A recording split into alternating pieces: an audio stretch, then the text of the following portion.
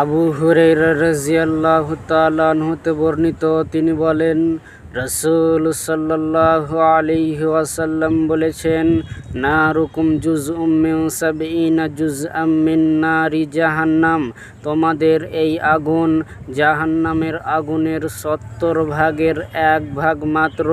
কিলা, জিজ্ঞেস করা হলো, ইয়া রাসূলাল্লাহ, হে আল্লাহর রাসূল, ইন কানাত লাকাফিয়াতুন, জাহান্নামীদের শাস্তি দেওয়ার জন্য তো দুনিয়ার আগুনই যথেষ্ট ছিল।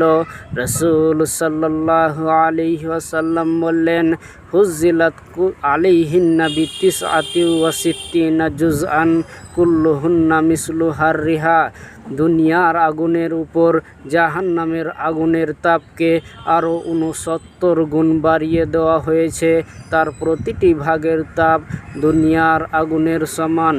অত্র হাদিস দ্বারা বোঝা গেল যে এই দুনিয়ার থেকে ওই দুনিয়ার আগুন আরও ৬৯ গুণ তেজ হবে, উত্তপ্ত হবে।